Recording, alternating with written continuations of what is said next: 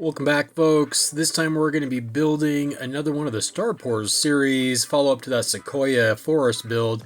Village of the Damn Cheap, recreating the Kenner Ewok Village. I'm going to show you how I did this village. This is the part 1 where we're doing the basic build. There will be a part 2. Let's get to the table. Let's just start processing the Pringles cans. This isn't drastically different than the last video, just doing a couple of different things because these are standing.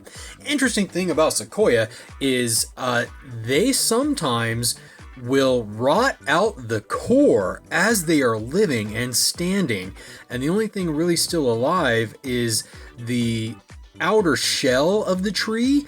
And that's kind of where the active transition from nutrients and water in the soil gets up to the branches.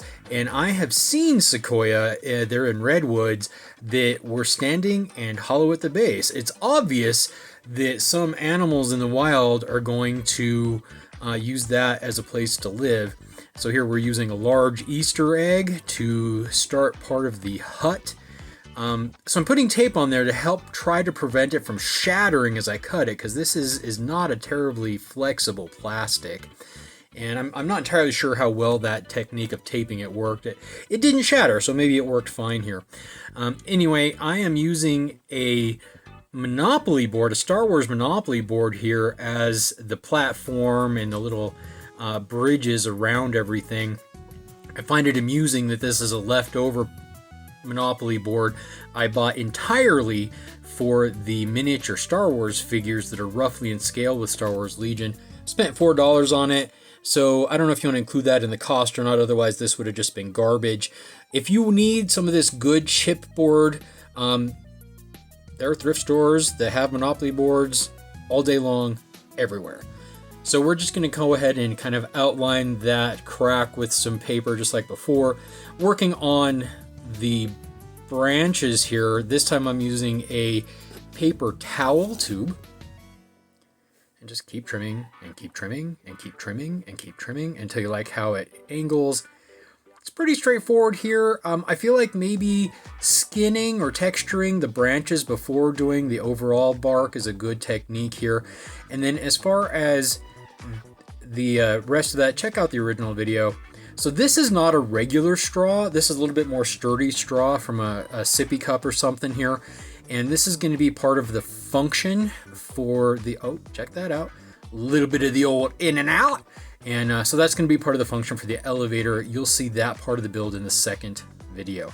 We'll just beef that up with a little bit of cardboard just so that looks more branch-like. We just need to keep the straw open so that it will work for that elevator.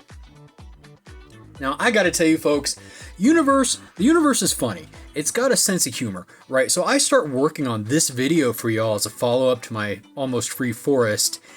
And so I start thinking to myself, like, man, it'd be great to be able to see an Ewok village, to see one of those vintage old toys. And I just could not find the beat-up old one I have. It's in parts. I couldn't find it. And just as a kind of way to blow off some steam, I went to the thrift store, and wouldn't you f***ing know it, there is one for sale at the thrift store, $150. $150 at the thrift store? This isn't eBay, y'all. And the truth is, it wasn't in the greatest condition. It was missing some pieces, and but it was interesting to see it, kind of get a scale reference for myself. Just get that trimmed.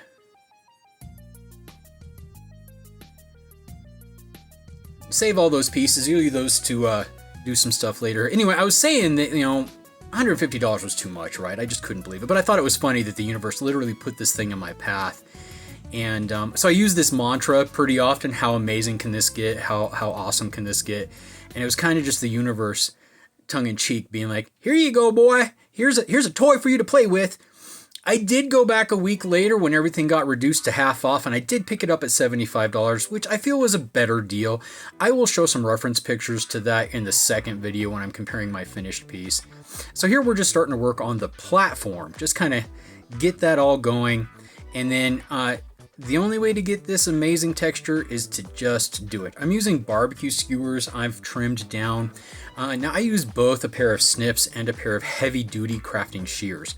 Now here, taping them together was a faster way to get those little platforms. Made a bunch, and we're just gonna get going.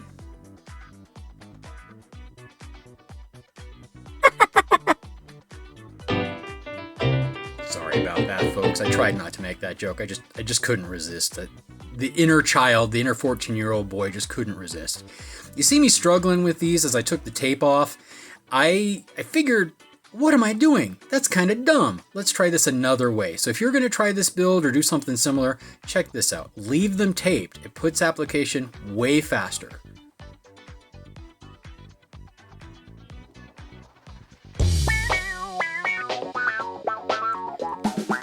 Now these Ewok villages, when you buy one, they range anywhere from $20 for a beat up old one missing a bunch of parts, all the way up to more than $300 for one brand new in the box.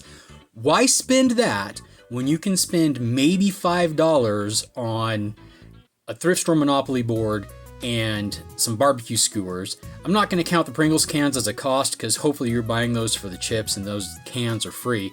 So I built this whole thing for right around $5, probably maybe even less. And I just used Pringles cans, those Easter eggs. Now I did have this little wood shape here I'm using for a door.